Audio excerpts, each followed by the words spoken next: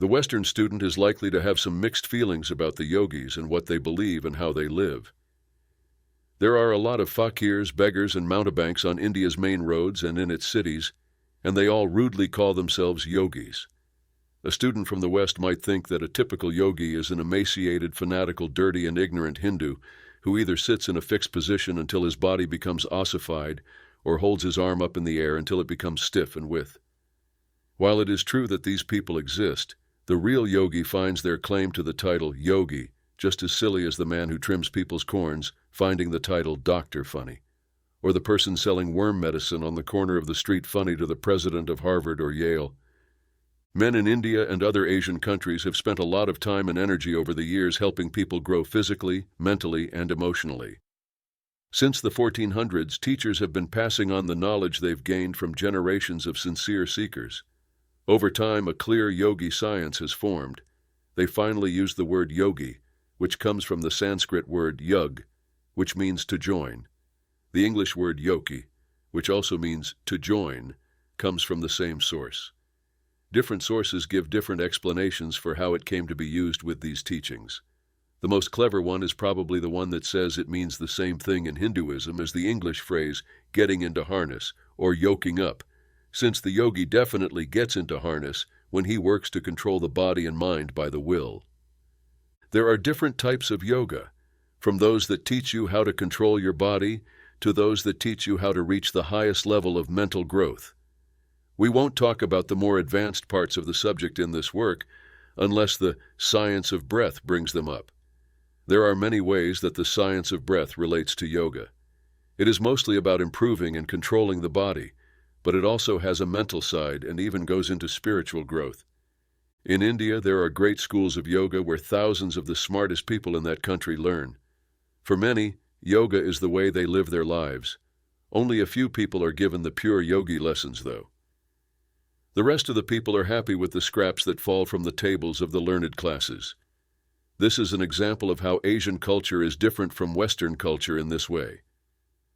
But Western ideas are starting to have an impact even in the Orient. Taught things that were once only available to a select few are now open to everyone who is willing to learn them. Both the East and the West are benefiting from being closer to each other, as they have an effect on each other. The Hindu yogis have always paid a lot of attention to the science of breath. The student who reads this book will understand why. There have been many Western writers who have touched on this part of the yogi teachings, but we think that this work is the first to give the Western student, in clear and concise language, the basic ideas behind the yogi science of breath, along with many of the teacher's favorite breathing exercises and methods. We've talked about both the Western and the Asian ideas and shown how they fit together. We mostly used everyday English words and avoided the more difficult Sanskrit words that would be hard for most Western readers to understand. The physical side of the science of breath is talked about first in the book. The psychological and mental sides are then talked about, and finally the spiritual side is touched on. You'll forgive us if we say that we're happy that we were able to fit so much yogi history into such a small number of pages and use words and phrases that everyone can understand. Our only worry is that some people will think it's not important because it's so simple, and will keep looking for something deep, strange, and hard to understand. Western minds, on the other hand, are very realistic, and we know it will only be a short time before they see how useful this work is. We say salam to our students and tell them to take a seat for their first lessons in the yogi science of breath. Part 2. Breathe is life. The very act of breathing is what keeps us alive. No matter how different their ideas and words are, Orientals and Westerners agree on these basic ideas. Breath is life. To live is to breathe, and there is no life without air. Not only do higher animals need to breathe to stay alive and healthy, but so do lower animals and plants. The baby takes a long, deep breath in, holds it for a moment to get the life-giving qualities out of it, and then lets it out in a long wail. And lo, its life on earth has begun. Life is over for the old man who lets out a weak gasp. Going from the baby's first weak breath to the man's last gasp, the story is one long one of breathing. Life is just a bunch of breaths. Some people think that breathing is the most important thing the body does because it's so important to everything else. While a person can live for a while without eating or drinking, they may only be alive for a few minutes without breathing. Man not only needs breath to live, but he also needs to breathe correctly to stay healthy and avoid getting sick. If we are smart about how we breathe, we can extend our lives on Earth by making us healthier and more resistant to disease. On the other hand, if we are not smart about how we breathe, we can shorten our lives by losing our health and energy. Man didn't need to be taught how to breathe when he was in his normal state. He breathed normally and correctly, just like the lower animal and the kid. This is how nature meant for him to do it, but society has changed him in this and other ways. He has picked up bad ways to walk, stand, and sit, which have taken away his normal right to breathe. He's paid a lot for comfort and ease. Today, the wild breathes normally, unless he has picked up some of the habits of modern man. A very small number of civilized men breathe correctly. This is shown by their stooped shoulders and chests, as well as the terrible rise in respiratory diseases, such as consumption, also known as the white scourge. Respected experts have said that if one generation of people breathed correctly, the race would be restored, and disease would be so uncommon that it would be seen as interesting.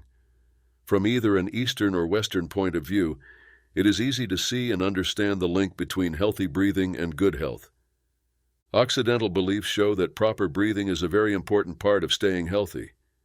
Not only do the Oriental teachers agree with their Western counterparts, they also say that understanding the science of breath can improve a person's mental strength, happiness, self-control, morals, and even spiritual growth, in addition to improving his physical health. Many schools of Oriental philosophy are based on this science. When Westerners understand it, when the idea of the East is married to the reality of the West, good children will be born. This project will look at the Yogi science of breath, which covers not only what Western physiologists and dentists know about the subject, but also the supernatural side of things. Western scientists have called this kind of breathing deep breathing. It not only shows how to get healthy physically, but it also goes into less well-known parts of the subject and explains how the science of breath helps the Hindu yogi control his body, improve his mental abilities, and grow spiritually. Yogis do exercises that give them control over their bodies and the ability to send more vital force, or prana, to any part or organ. This makes the part or organ stronger and more energetic. He knows everything his Western scientist brother knows about how proper breathing affects the body. But he also knows that air is made up of more than just oxygen, hydrogen, and nitrogen, and that breathing does more than just oxygenate the blood. His Western brother doesn't know much about prana, but he does. He knows everything there is to know about how to handle this great concept of energy and how it affects the body and mind. It is known to him that breathing in a regular way can help him become more in tune with nature and bring out his hidden powers. He knows that if he can steady his breathing, he can not only heal himself and others of illness, but he can also get rid of fear, worry, and other negative feelings. The goal of this work is to teach these things. In a few parts, we'll give you short directions and descriptions that could go on for books. We want to make people in the West more aware of how useful the yogi science of breath is. The Exoteric View of Breath, Chapter 3. As a quick overview, this chapter will talk about some Western science ideas about how the breathing systems work and what role the breath plays in the human body. We will talk about more ideas and proven facts from the Oriental school of thought and study in later parts. The Oriental agrees with his Western brother's ideas and facts, which he has known for hundreds of years. He also adds a lot that his Western brothers don't agree with yet, but they will discover, and then show to the world as a great truth after changing its name. It might be better to give a quick overview of the organs of respiration before getting into the Western idea. The lungs and the airways that lead to them are part of the organs of respiration. There are 2 lungs, one on each side of the middle line in the pleural region of the chest. The heart, bigger blood vessels, and larger air tubes separate the lungs from each other. Each lung can move in any direction except at the root, which is mostly made up of the bronchi, arteries, and veins that connect the lungs to the heart and airways. Lungs are soft and porous, and the cells inside them are very stretchy. There is a strong but delicate sac covering them. It is called the pleural sac, and one wall is closely attached to the lung, and the other to the inner wall of the chest. The pleural sac secretes a fluid that makes it easy for the inner surfaces of the walls to move against each other when you breathe. The air passages are made up of the nose, the throat, the larynx, the windpipe, also called the trachea, and the bronchial tubes. When we breathe, we take in air through our nose where it warms up by touching the mucous membrane, which is full of blood. The air then moves through the pharynx and larynx and into the trachea, or windpipe. The trachea is made up of many tubes called bronchial tubes, bronchia, which in turn are made up of many smaller tubes that end in tiny air spaces in the lungs. The lungs have millions of these small air spaces. There is a piece of writing that says the lungs' air cells would cover 14,000 square feet if they were spread out straight across. The diaphragm is a big, strong, flat, sheet-like muscle that's stretched across the chest and separates the chest from the belly. It pulls air into the lungs. The diaphragm works almost as automatically as the heart, but with some willpower, it can be made to work like a semi-voluntary muscle. Once it swells, it makes the chest and lungs bigger, which makes air rush into the empty space. The chest and lungs get smaller when it softens, and air is pushed out of the lungs. Before we talk about what happens to the air in the lungs, let's take a quick look at how blood moves through the body. You already know that the heart pumps blood through the vessels and into the capillaries. This way, the blood can reach every part of the body and feed, strengthen, and give life to them. Next, it goes back to the heart through the veins instead of the capillaries. From there, it is pulled to the lungs. The blood starts its trip through the arteries. It is bright red and full of life-giving substances. It comes back through the veins, poor, blue, and dull, because it is full of the system's waste. It flows away like a fresh mountain stream and comes back like a sewer stream. The right auricle of the heart is where this foul stream goes. In the event that this auricle gets full, it squeezes and pushes the blood flow through a hole in the heart's right atrium. The blood then goes to the lungs, where millions of hair-like blood vessels carry it to the air cells we talked about earlier. Let's pick up the story of the lungs now. The dirty blood is now being spread out among the lungs' millions of tiny air cells. When you breathe in air, the oxygen in the air mixes with the dirty blood through the hair-like blood vessels in your lungs. These walls are thick enough to hold the blood but thin enough to let the oxygen pass through. As air comes into touch with blood, a type of burning happens. The blood takes in oxygen and gives off carbonic acid gas, which is made from trash and harmful substances that the blood has gathered from all parts of the body. After being cleaned and oxygenated, the blood is taken back to the heart. It is now rich, red, and bright, and full of properties and qualities that give life. When it gets to the left auricle of the heart, it is pushed into the left ventricle. From there, it is pushed out again through the arteries to bring life to every part of the body. It is thought that 35,000 pints of blood pass through the lungs' capillaries every 24 hours. The blood cells move in a straight line and are exposed to oxygen on both sides. If you think about the smallest parts of the process being talked about, you will be amazed and impressed by how caring and smart nature is. As you will see, the body can't get enough nutrients if it doesn't get enough fresh air in its lungs. This means that waste products that should have been destroyed get back into the bloodstream and poison it, which leads to death. The same thing happens with dirty air, but not as much. It will also be shown that if a person doesn't take in enough air, the blood can't do its job properly. This means that the body doesn't get enough nutrients, which can lead to sickness or a state of poor health. If you don't breathe right, your blood will be dark and blue instead of the rich red color of artery blood. A bad skin is often a sign of this. When you breathe properly, your blood flows well, which leads to clear, bright skin.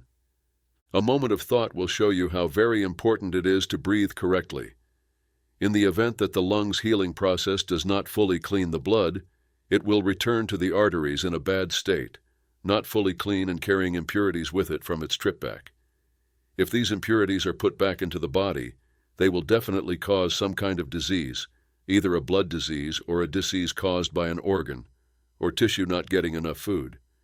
When blood is properly exposed to air in the lungs, it not only gets rid of waste and unhealthy carbonic acid gas, but it also picks up and absorbs a certain amount of oxygen, which it then sends to all parts of the body where it is needed so that nature can work as it should. When oxygen comes in contact with blood, it starts to burn. The blood takes in oxygen and gives off carbonic acid gas, which is made from waste and poisonous substances that the blood has collected from all parts of the body. After being cleaned and energized, the blood is taken back to the heart. It is now rich, red, and bright, and it is full of things that keep us alive. When it gets to the left auricle of the heart, it is pushed into the left ventricle. From there, it is pushed out again through the arteries to bring life to every part of the body. It is thought that 35,000 pints of blood pass through the lungs' capillaries every 24 hours. The blood cells move in a straight line and are exposed to oxygen on both sides.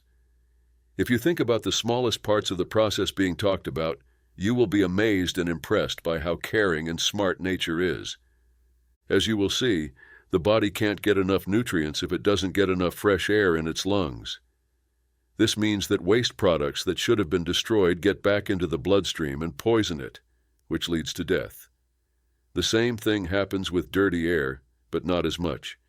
It will also be shown that if a person doesn't take in enough air, the blood can't do its job properly.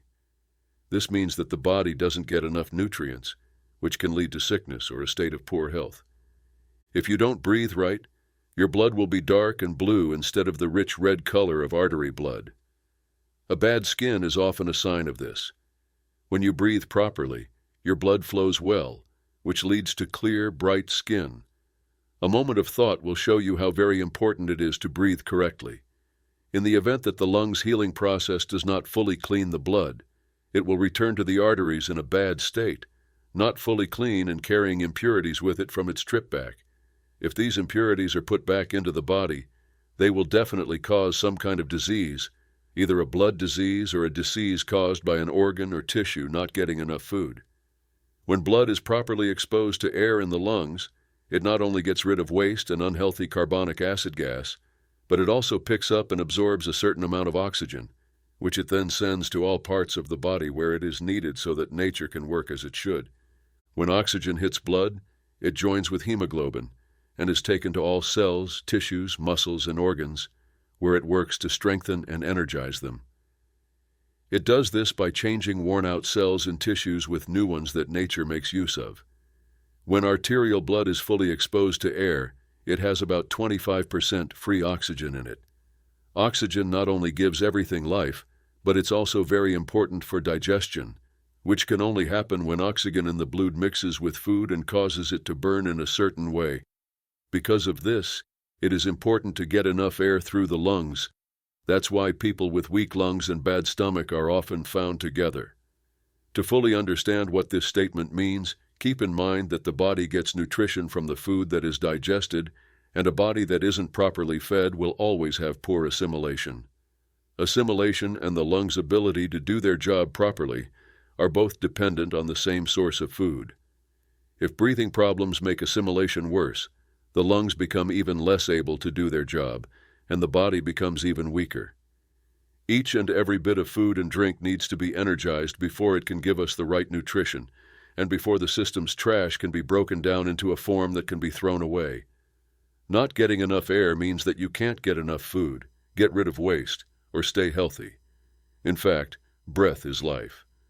The change in waste products causes burning, which makes heat and evens out the body's temperature. People who breathe well don't tend to take cold, and their blood is usually pretty warm so they can handle changes in the outside temperature. Along with the above-mentioned important functions, breathing also exercises the muscles and organs inside the body, which is something that Western writers on the subject often miss. However, yogis fully understand this. When breathing isn't perfect or is shallow, only some of the lung cells are used, and a lot of lung capacity is lost. The system suffers in proportion to how little oxygen it gets. In their normal state, smaller animals breathe freely, and it's likely that early humans did the same. The strange way of life that educated people have taken on, the shadow that follows civilization, has taken away our natural way of breathing, which has caused a lot of harm to the race. To be physically healthy again, people need to get back to nature. What the esoteric theory of breath says. There are inner and outer parts to the science of breath, just like there are inner and outer parts to many other lessons. For the subject, the bodily phase could be called the outer or exoteric side, and the part we will now talk about could be called the occult or inner side.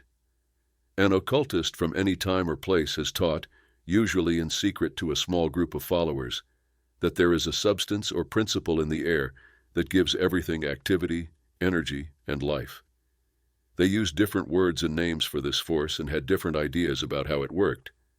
But the main idea is present in all secret teachings and beliefs, and has been a part of the teachings of the Oriental yogis for hundreds of years.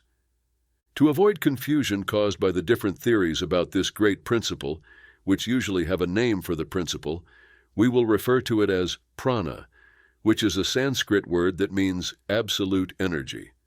Many occult experts say that the principle that Hindus call prana is the source of all energy or force.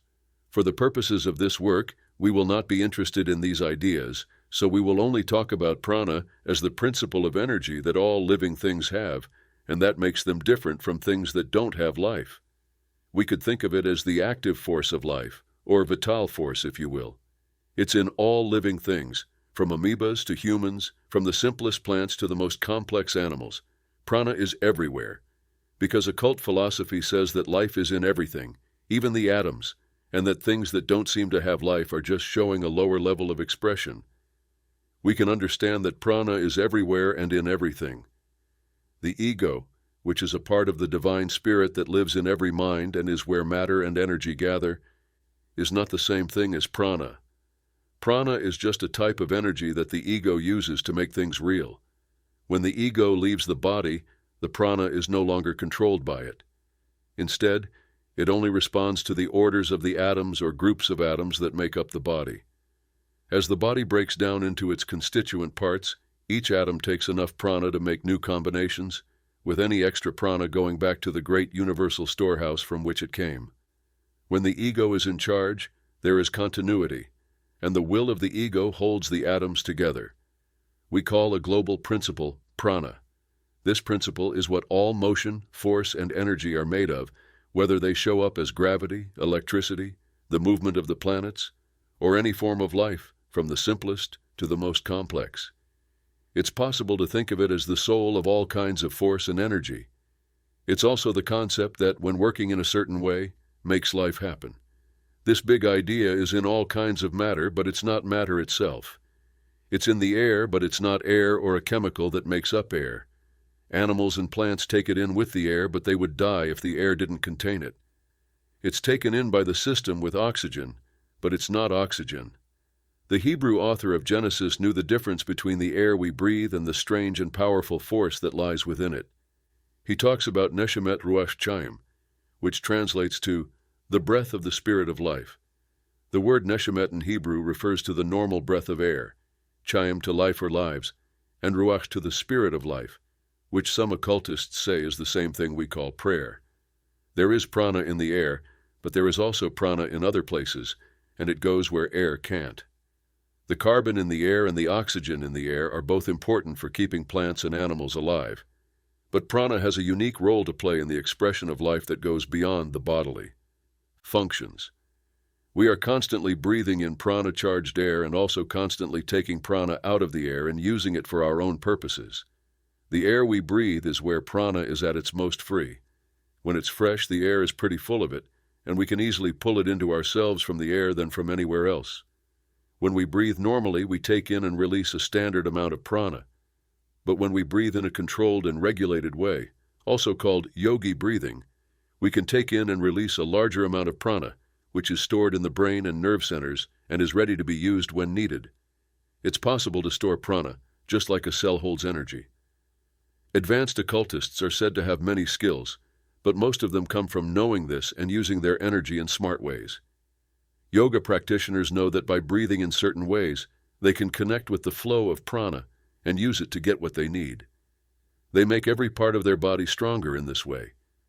The brain may also get more energy from the same source, bringing out mental skills and developing abilities that were dormant. If someone has learned the science of saving prana, whether they are aware of it or not, they often give off a sense of energy and strength that others can feel. This strength can be passed on to others, giving them more health and vitality. In this way, what is called magnetic healing is done, though many people who do it don't know where their power comes from. Western scientists have had a vague idea of this great principle that charges the air, but they haven't been able to find any scientific evidence of it or get any of their tools to pick it up. As a result, they have generally looked down on the Asian theory. They couldn't explain this theory, so they said it wasn't true. These people do seem to know, though, that the air in some places has more of something, and sick people are told by their doctors to go to those places in order to get better. As the blood moves through the body, it takes in oxygen from the air and uses it. This prana in the air is taken in by the nervous system and used to do its job. It's like how fresh blood builds up and replenishes all parts of the body. The prana does the same thing for the nervous system, giving it power and life. When we think of prana as the active force of what we call vitality, we can better understand how important it is in our lives. In the same way that the body's needs use up air, our thoughts, desires, actions, and other activities use up prana. As a result, it needs to be replenished all the time. This thing we call nerve force, which is really a form of prana, is used up every time we think, act, will something, or move our muscles. When you want to move a muscle, your brain sends a signal through your nerves. The muscle contracts, using up a lot of prana. It's easy to see how important it is to breathe properly when you remember that most of a person's prana comes from the air they breathe in. What the nervous system does. Western scientific theories about the breath only look at how oxygen is absorbed and used by the circulatory system. The Yogi theory, on the other hand, also looks at how prana is absorbed and how it shows up in the nervous system. I think it would be a good idea to quickly look at the nervous system before going any further. Man's nervous system is made up of two main parts, the cerebrospinal system and the sympathetic system. There are parts of the nervous system inside the skull and spinal canal. These are the cerebrospinal system, which is made up of the brain, spinal cord, and nerves that connect them. This system controls the things that animals can do, like choosing what to do, feeling things, and so on. The part of the nervous system that is mostly in the thorax, abdomen, and pelvis and sends signals to the organs inside the body is called the sympathetic system. It controls things that people can't change, like their growth, diet, and so on. The cerebrospinal system controls everything we see, hear, taste, smell, feel, and do. Things move because of it, and the ego uses it to think or make awareness real. These are the tools that the ego uses to talk to the outside world. The brain is like the main office in this system, and the spinal column and nerves are like the cables and wires that connect everything. The brain is a big mass of nerve tissue that is split into three parts. The cerebrum, or big brain, which takes up the top, front, middle, and back of the skull. The cerebellum, or little brain, which fills up the bottom and back of the skull. And the medulla oblongata, which is the spinal cord's wider start and lies in front of and behind the cerebellum. The cerebrum is where the part of the mind that acts intellectually hangs out. There are voluntary muscles that move, and the cerebellum controls their actions. The medulla oblongata is the swollen upper end of the spinal cord.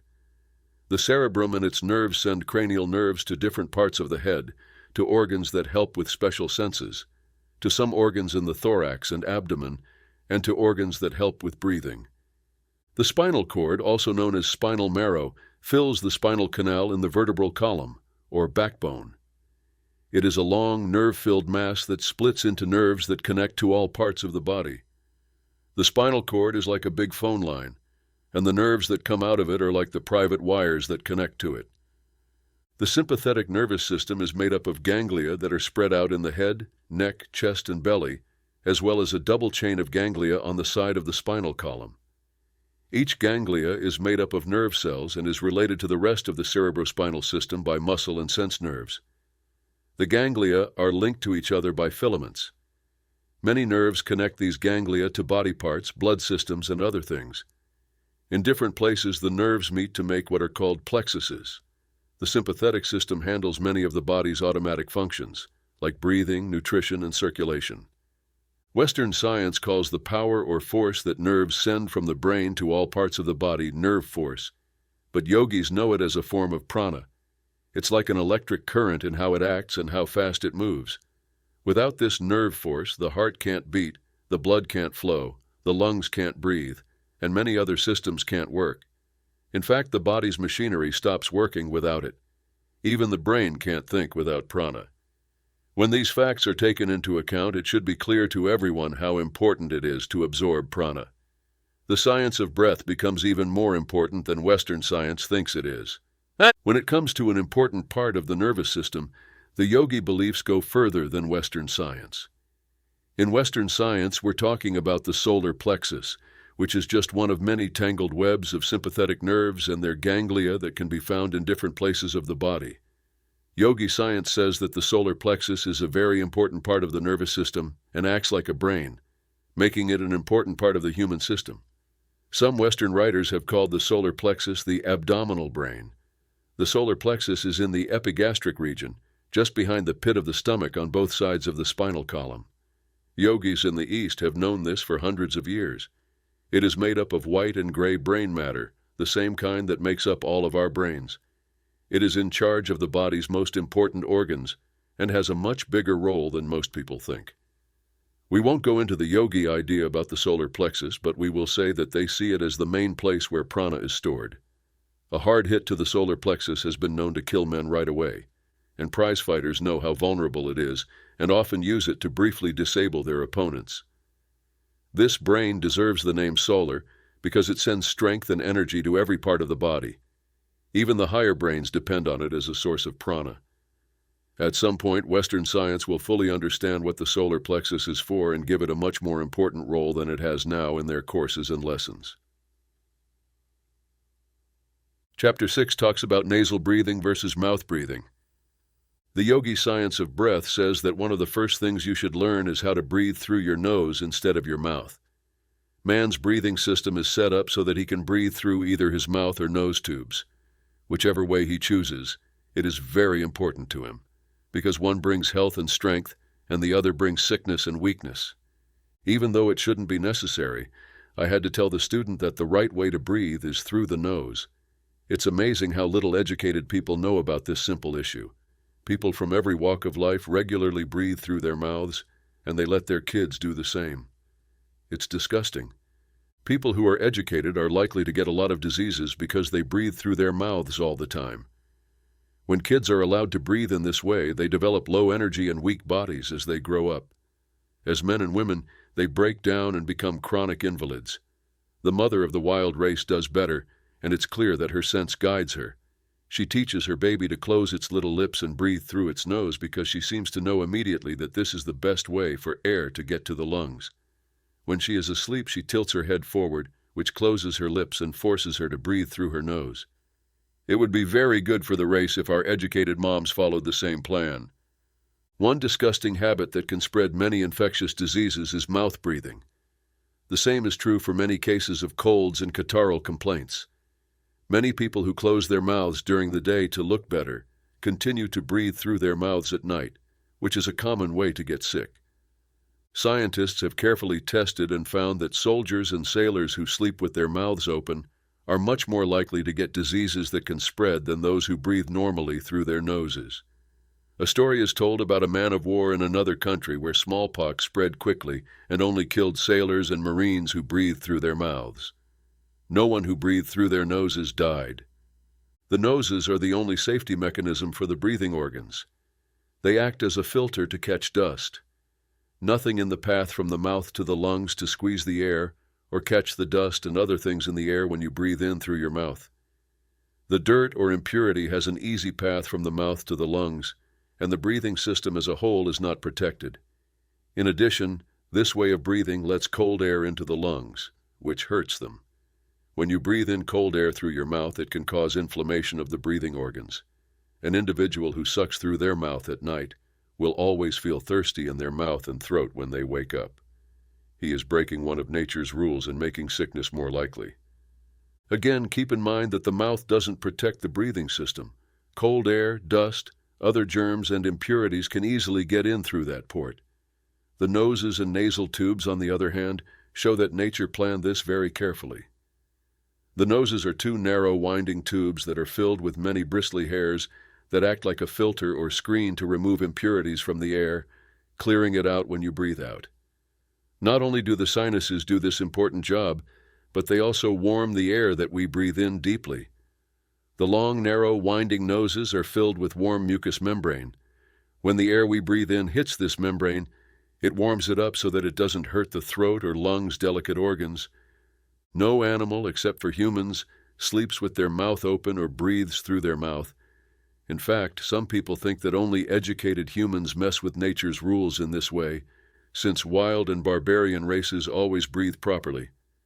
It's likely that this strange habit among well-adjusted guys has been caused by strange ways of living, draining comforts, and too much heat. The air can reach the delicate organs in the throat and lungs because of the nose's cleaning, pushing, and refining parts. The air can't reach these parts until it has gone through nature's refining process. There are cives and mucous membranes in our noses that catch and hold impurities. When we breathe out, these impurities are thrown out again. If they have built up too quickly or made it through the sieves and into forbidden areas, nature protects us by making us sneeze, which violently throws the intruder out. That's how different pure water is from water in the tank, and how different the air is when it goes into the lungs. Both the nose and mouth play important roles in keeping harmful things out of the body. The nose stops and holds airborne germs, while the mouth stops cherry stones and fish bones from going to the stomach. Man shouldn't try to breathe through his mouth any more than he should try to eat through his nose. When you breathe through your mouth, your nasal tubes don't get used as much, so they don't keep themselves clean and clear. Instead, they get plugged up and dirty, and you are more likely to get diseases that affect that area. Like empty roads that get clogged with weeds and trash, lungs that aren't used get clogged with dirt and germs. If you normally breathe through your nose, you probably won't have problems with clogged or stuffy noses. But for people who have been more or less hooked on the unhealthy habit of mouth breathing and want to switch to the healthy and sensible way, it might be helpful to add a few words about how to keep their noses clean. One popular method in Asia is to snuff a little water up the nose and let it run down the passageway into the throat. The water can then be snuffed out the mouth. Some Hindu monks put their heads in a bowl of water and draw in a lot of water through a kind of pressure. However, this method takes a lot of practice, while the first method is just as effective and much easier to do. Open the window and breathe freely while closing one nostril with your finger or thumb and taking a deep breath through the open nostril. After that, do it again with the other nose. Do it a few times, each time switching nostrils. Most of the time, this method will clear out the nose. If the trouble is caused by catarrh, putting on a little Vaseline, camphor ice, or something similar can help. Or every once in a while, sniff a little witch hazel extract. It will make a big difference. If you pay a little attention, your lungs will get clean and stay clean. Nostril breathing has been given a lot of attention because it is so important for health and because it is one of the basic ideas behind the Yogi science of breath. We tell the student that he needs to learn this way of breathing if he hasn't already, and we warn him not to skip over this part of the lesson as unimportant. Chapter 7. 4 Ways to Breathe. In order to answer the question of respiration, we must first look at the technical parts that make the breathing actions possible. One way that the physics of breathing can be seen is in how the lungs move and how the sides and bottom of the chest region where the lungs are located move. If you look at the body, the thorax is the part between the neck and the belly. The lungs and heart are mostly located in the thoracic region. Its edges are made up of the spinal column, the ribs and their cartilages, the breastbone, and the diaphragm. People often just call it the chest. It's been compared to a closed cylindrical box with the small end turned up. The spinal column forms the back of the box, the breastbone forms the front, and the ribs form the sides. There are 24 ribs, 12 on each side, and they come out of the spinal spine on each side. The top 7 pairs are called true ribs because they are directly attached to the breastbone. The bottom 5 pairs, on the other hand, are called false ribs, or floating ribs, because they are not. The top 2 pairs are attached to the other ribs by cartilage, but the other pairs don't have any cartilages, so their front ends are free. The intercostal muscles are 2 layers of superficial muscles that move the ribs when you breathe. The chest box and the belly region are separated by the diaphragm, which is a muscle wall. According to a well-known rule of science, when you breathe in, the muscles in your lungs stretch, making a space for air to rush in. For ease of use, we'll call the muscles that help with breathing respiratory muscles. The lungs can't grow without the help of these muscles, and the science of breath rests a lot on how well these muscles are used and controlled. When these muscles are properly controlled, the lungs can expand to their fullest and the most life-giving oxygen can enter the system. Yoga experts divide breathing into 4 main types, which they call vastu. 2. In-between breaths. 3. Not breathing much. 4. Full yogi breathing. The 4th method, which is the basis of the yogi science of breath, will be talked about in more detail. The first 3 methods will be talked about in basic terms. 1. High breathing. In the West, this way of breathing is called clavicular breathing or collarbone breathing. When you breathe in this way, your ribs, neck, and shoulders all rise. At the same time, your stomach pulls in and presses against your diaphragm, which also rises. The smallest part of the chest and lungs, the upper part, is used, so only a small amount of air gets into the lungs. Another thing is that since the ribcage is higher, there can't be any growth in that way. Any student who studies the chest will agree that this is the worst way to work out because you put in so much effort for so little reward. People possibly think that high breathing is the worst way to breathe because it uses the most energy for the least amount of gain. It's a plan that wastes time and money. Many women in the West are hooked to it, and people who should know better, like singers, pastors, doctors, and others, use it without thinking. This cruel way of breathing can be directly linked to many diseases of the vocal organs and breathing organs. The straining of delicate organs by this way of breathing often causes the loud, unpleasant sounds heard from all sides.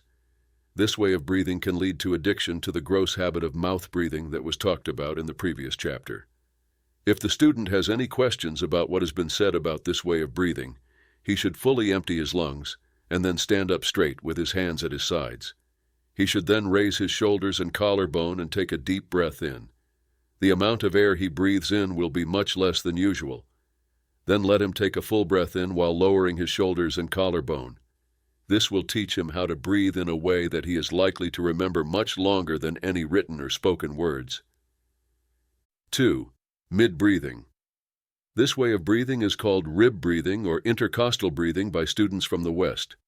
It is not as bad as high breathing, but still not as good as either low breathing or the yogi complete breath. Moving the diaphragm up and drawing in the stomach is what mid-breathing is all about. Some of the ribs are higher and the chest is partly opened up. It happens a lot to guys who haven't studied the subject. We only briefly mention it because we know of 2 better ways to do it, and that's mostly to draw your attention to its flaws. 3. Low breathing. This way of breathing is much better than the first 2. In recent years, many Western writers have written about how great it is and how to use it. They have called it abdominal breathing, deep breathing, diaphragmatic breathing, and other names. This has done a lot of good by drawing attention to it and getting many people to switch from the harmful methods they were using. Low breathing has been the basis for many systems of breathing, and people have paid a lot to learn these new systems. But, as we said, a lot of good has come from it, and the students who paid a lot to learn how to improve old systems got their money's worth if they were able to give up the old high breathing and low breathing ways. There are many Western experts who write and talk about this method as the most well-known way to breathe. However, the yogis know it to be only one part of a system they have used for hundreds of years and call the complete breath. It is important to understand the basics of low breathing before you can fully grasp the idea of complete breathing. Let's look at the stomach once more. What does it look like? The great division muscle divides the chest and its contents from the belly and its innards. It has a curved side that faces the belly when it is at rest. Thus, the diaphragm would look like the sky from the ground if seen from the belly. It would look like the inside of a curved surface. So, the side of the diaphragm that faces the organs in the chest looks like a hill because it has a smooth edge that sticks out. The hill shape goes down when the diaphragm is used, and the diaphragm pushes on the organs in the belly, pushing the gut out. It is easier for the lungs to move around in low breathing than in the other ways, so more air is taken in. Because of this, most Western writers talk about and write about low breathing, which they call abdominal breathing, as the best and most advanced way known to science. There is, however, a better way, which the Asian yogi has known for a long time, and which some Western writers have also picked up on. All of these breathing techniques, except for yogi complete breathing, have a problem. They don't fill the lungs with air. Even in low breathing, they only fill up part of the lung space. When you breathe deeply, only the top part of your lungs get full. Mid-breathing only fills up the middle and some of the upper body. When you breathe slowly, only the lower and middle parts are filled. It is clear that any method that fills the whole lung room must be much better than those that only fill some of it. Any way that fills up the whole lungs must be the best for man because it lets him take in the most air and store the most energy. They believe that the complete breath is the best way to breathe known to science. What is the Yogi complete breath? The Yogi complete breath takes away the bad parts of high breathing, mid-breathing, and low breathing, leaving only the good parts. As a result, every part of the lungs, every air cell, and every breathing muscle work together. The whole lung system reacts to this way of breathing, and it gives the most benefit while using the least amount of energy.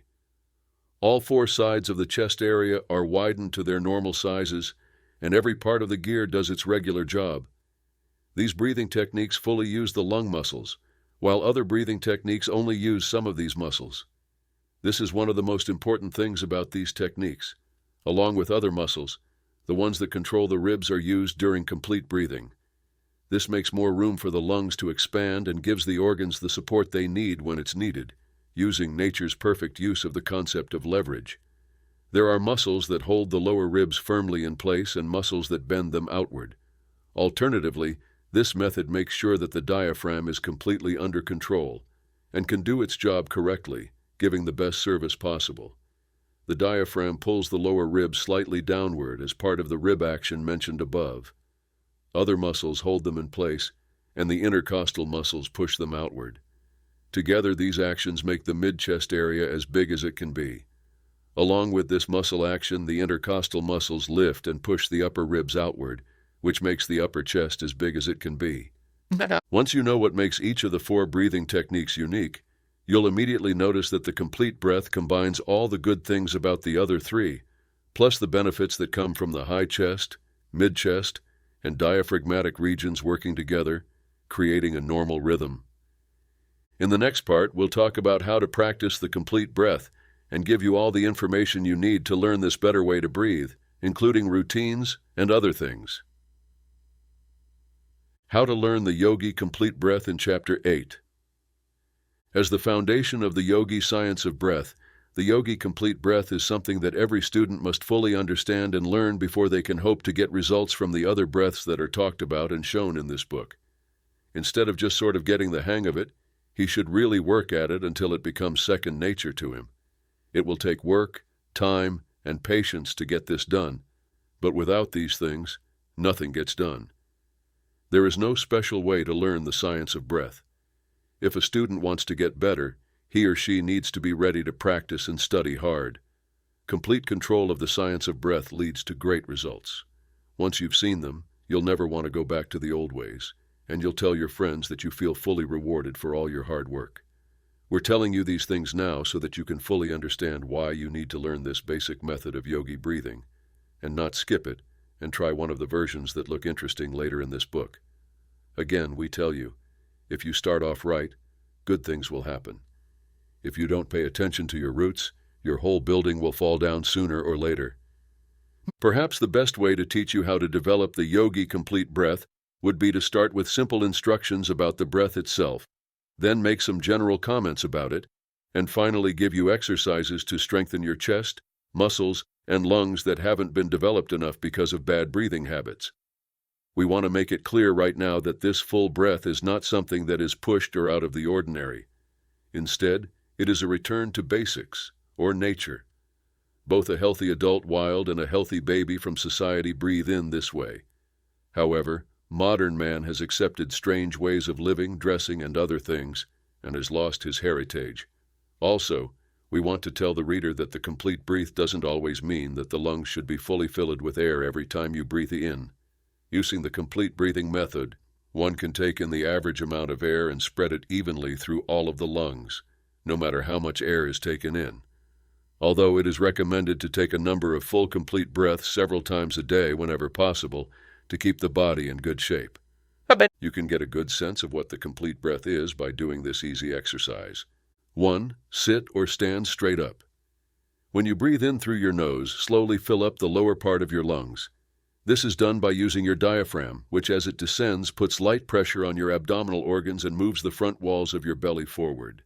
Then fill up the middle part of your lungs and push your lower ribs, breastbone, and chest outward.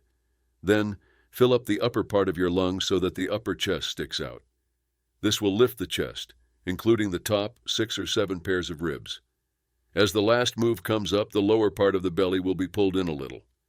This supports the lungs and helps fill the upper part of the lungs.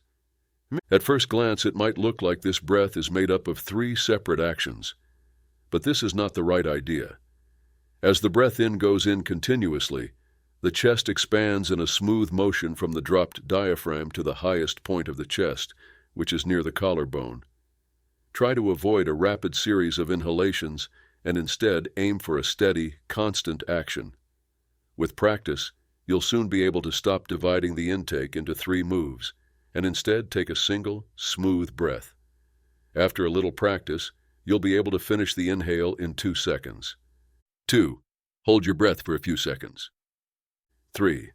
Let your breath out very slowly while keeping your chest tight and slowly pulling your stomach up as the air leaves your lungs. Once you've let all of your air out, relax your chest and belly. With a little practice, this part of the exercise will become easy, and once you learn how to do it, it will be done almost naturally. It will be shown that this way of breathing works every part of the respiratory system and works every part of the lungs, even the farthest from each other air cells. The space inside the chest has grown in every way. It's also important to note that the complete breath is actually a mix of low, mid, and high breaths that come quickly after each other in the given order to make one smooth, continuous breath. You will benefit a lot from practicing this breath in front of a big mirror. Put your hands lightly on your stomach so you can feel the moves. When you're done breathing in, it can help to slightly raise your shoulders. This will raise your collarbone and let air flow easily into the small upper lobe of your right lung, which is sometimes where tuberculosis grows. When you first start practicing, getting the complete breath might be a little hard, but with a little practice, you'll get it, and once you do, you'll never want to go back to the old ways.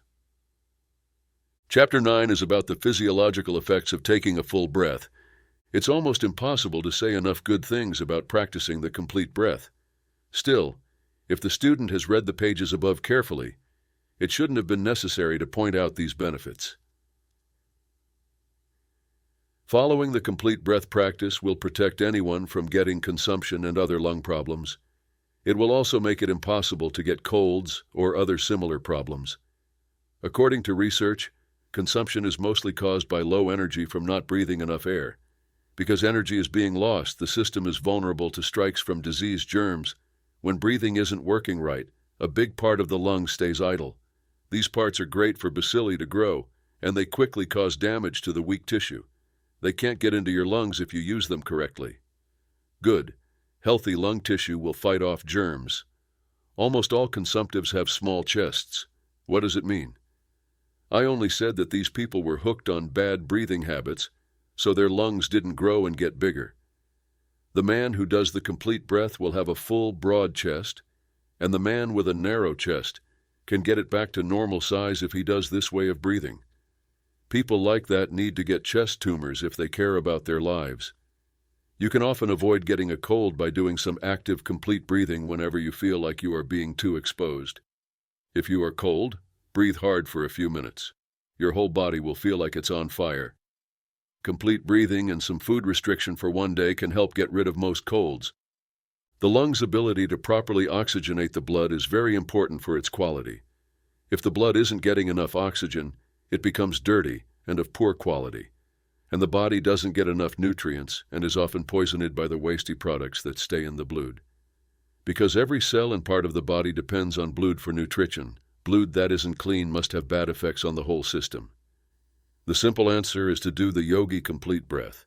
When you don't breathe right, your stomach and other food processing systems suffer a lot. As a result of not getting enough oxygen, they are not only malnourished, but also unable to digest and process food properly. This is because food needs to take oxygen from the blood and become oxygenated before it can be digested and absorbed. And when digestion isn't working right, the body gets less and less food, the desire goes away, the body's strength and energy go down, and the man withers and falls. Not being able to breathe right caused all of this. Not getting enough blood to the brain, spinal cord, nerve centers, and nerves themselves makes them less effective at creating, storing, and sending nerve currents. This is because the nervous system as a whole is affected by poor breathing. If they don't get enough air through their breathing, they will also become poorly fed. Another issue is that not getting enough air makes the nerve currents weaker, or rather the force from which they come. But that's a different part of the topic that's covered in other parts of this book. What we want to talk about here is how not getting enough air makes the nervous system less effective as a way to send nerve force. People already know a lot about how the reproductive organs affect overall health, so we won't go into it too much here. However, we can say that when the reproductive organs are weak, the whole system feels the reaction action and suffers. The complete breath creates a rhythm that is nature's way of keeping this important part of the system in good shape.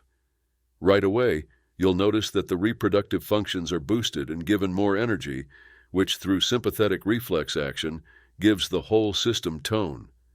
We don't mean that the lower sex urges will be stirred up by this, far from it. The yogis believe in chastity and modesty and have learned to control their animal urges. Yogi beliefs say that a man or woman whose reproductive system is normal and healthy will have a better will to control himself or herself. But sexual control does not mean sexual weakness. The yogi thinks that a lot of the bad things that happen in this wonderful part of the body are caused by organs that are not healthy and are not working normally. If you really think about this question, you'll see that the yogi lessons are correct. However, this is not the right place to go into detail about the topic at hand. The yogis know that sex energy can be kept and used to improve a person's body and mind, rather than being wasted on unhealthy habits like many ignorant people tend to do. Because you asked, we'll include one of Yogi's favorite routines in this book that can be used for this. The complete breath will fix this part of the body better than anything else that has ever been tried, even if the student doesn't agree with the yogi ideas about modesty and living a clean life. Don't forget that we mean normal health, not too much growth. The sensualist will find that normal means less desire instead of more desire. The weak person will find that normal means getting stronger and feeling better from the weakness that has been making them sad. Because we don't want to be confused or lied about on this subject. The yogi's ideal is a body that is strong in every way, controlled by a strong will that is driven by great ideals. The diaphragm contracts during inhalation in the complete breath practice. This puts gentle pressure on the liver, stomach, and other organs. The rhythm of the lungs acts as a gentle massage for these organs, which makes them work better and helps them stay healthy. Every breath in and out helps with this internal exercise and keeps the blood flowing normally to the organs that digest food and get rid of waste. When you breathe in high or mid, this abdominal massage doesn't help the organs as much. Right now, physical culture is getting a lot of attention in the West, which is a good thing. But they shouldn't get so excited that they forget that working out the outside muscles isn't the only thing that matters. Also, the organs inside the body need exercise, and nature's way of giving them that exercise is through right breathing. Nature's main tool for this kind of internal work is the diaphragm. Its movement moves the digestive and reproductive organs and rubs and kneads them with each breath in and out. This brings blood into the organs and squeezes it out, giving them a general tone. If you don't exercise an organ or part of your body, it slowly loses its strength and stops working right. Organs that don't get enough internal exercise from the diaphragmatic action get sick. The complete breath moves the diaphragm in the right way and works out the middle and upper chest. It does behave in a complete way. From the point of view of Western physiology alone and not taking into account Asian beliefs and science, this yogi method of complete breathing is very important for everyone who wants to get healthy and stay healthy. Many people don't even bother to think about it because it's so simple, while they spend a lot of money on difficult and expensive systems to try to get healthy. Health is knocking on their door, but they don't answer. The stone that the workers don't want is in fact the real foundation of the temple of health. A few bits of yogi legend in Chapter X. Here are 3 types of breathing that are very popular among yogis. The first is the well-known yogi cleansing breath, which is thought to be a big reason why yogis have such strong lungs. Their cleansing breath is often the last thing they do after a breathing exercise, and we followed the plan in this book. They have been teaching the yogi nerve vitalizing exercise for a very long time. Western teachers of physical culture have not been able to improve on it, though some have borrowed it from yoga teachers. We also talk about the yogi vocal breath, which is a big part of why the better class of Oriental yogis have such beautiful, lively voices. We think that this book would be very helpful for Western students even if it only had these 3 tasks. Take these tasks that your brothers in the East have given you and use them. The Yogi Cleansing Breath. Yogis have a favorite way to breathe that they do when they feel like their lungs need to be cleared out and given more air. They end a lot of their other breathing exercises with this breath, and we've done it too in this book.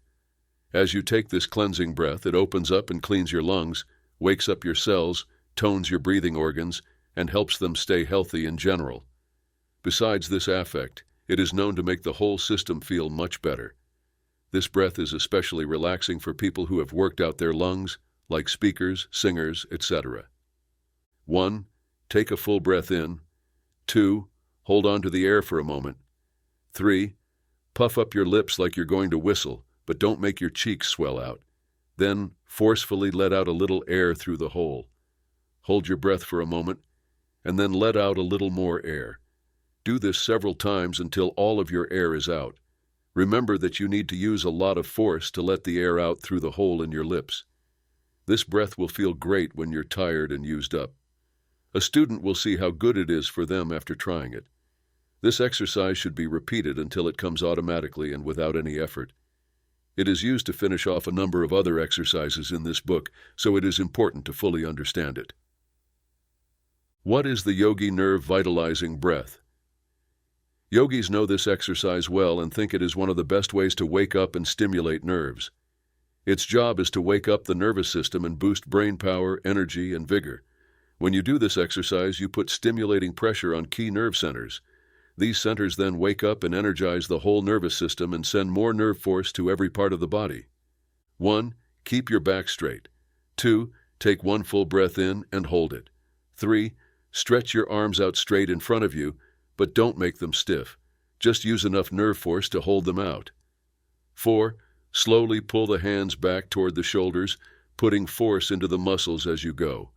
When you reach the shoulders, your fists will be so tightly clenched that you can feel them shaking. 5. Then, keep your muscles tight and slowly push your hands out. Then quickly pull them back in the same way several times. 6. Forcefully let out air through your mouth. 7. Take the cleansing breath. How well this exercise works depends a lot on how fast the hands are drawn back and how tight the muscles are. It also helps to have full lungs. To understand this task, you have to do it. Our friends from the West call it a bracer, and there is nothing else like it. The Yogi Vocal Breath.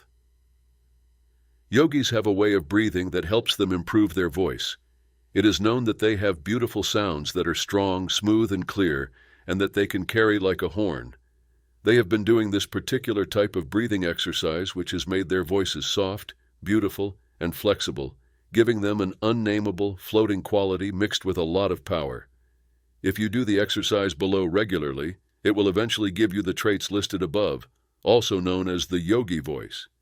You should know that this way of breathing is only meant to be used as a workout and not as your normal way of breathing. 1. Take a full breath in through your nose, slowly but firmly. The intake should take as much time as possible. 2. Hold on for a short time. 3. Forcefully let out all the air in one big breath through a mouth that is wide open. 4. Let the cleansing breath rest the lungs. We don't want to get too into the yogi ideas about how sounds are made when people speak and sing, but they have learned through experience that the vocal organs in the throat are not the only thing that affect the tone, quality, and power of a voice. The muscles in the face, etc., also play a big role. Some men with big chests make terrible tones, while others with smaller chests make tones that are incredibly strong and good. Do this interesting experiment. Stand in front of a glass, pucker up your lips, and whistle. Pay attention to the shape of your mouth and the way your face looks in general. Then sing or talk like you normally do and notice the change. After a short break, whistle again. Next, sing a few notes while keeping your lips and face still. Listen to the rich, clear, and beautiful tone that comes out of this. Chapter 11.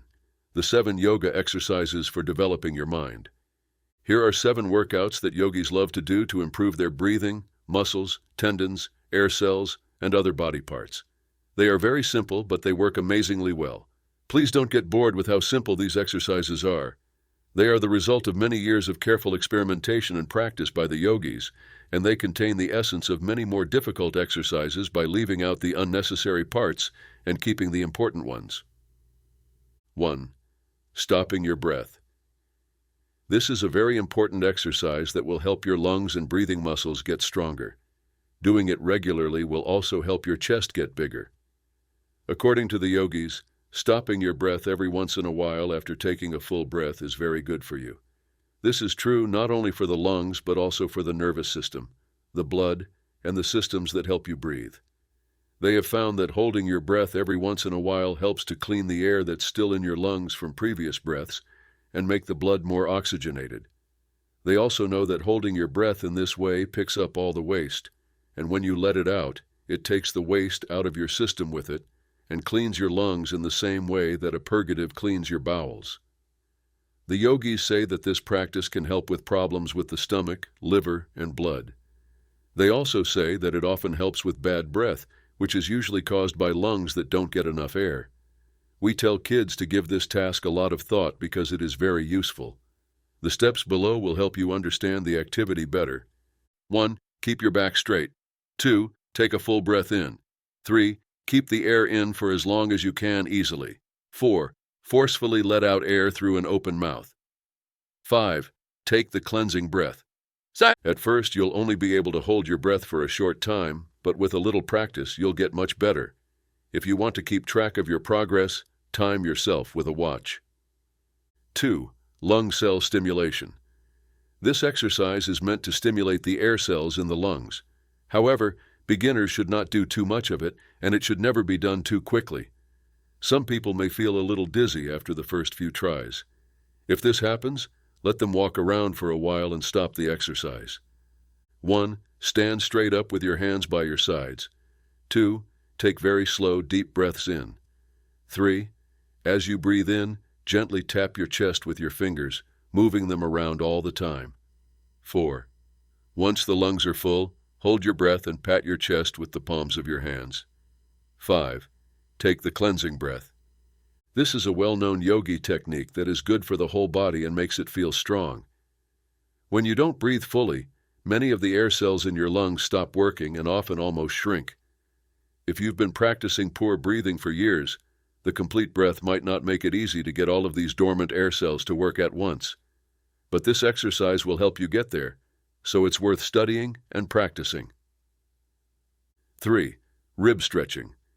We've already talked about how the ribs are held together by cartilages that can expand a lot. The ribs are an important part of breathing properly, and it's good to give them a little extra exercise every once in a while to keep them flexible. Many people in the West are hooked to standing or sitting in ways that aren't normal for them. This can make the ribs stiff and less flexible, but this exercise will help a lot with that. 1. Keep your back straight. 2. Put one hand on each side of the body under the arms as high as possible. Thumbs should point back, palms should be on the side of the chest, and fingers should be in front of the breasts. 3. Take a full breath in. 4. Hold on to the air for a short time. 5. Then gently squeeze the sides while slowly letting out your breath. 6. Practice the breath that cleans. Do this exercise in moderation and don't do too much of it. 4. Chest expansion. When you beat over your work, etc., your chest can get tight. That being said, this exercise is great for getting back to normal and expanding your chest. 1. Keep your back straight. 2.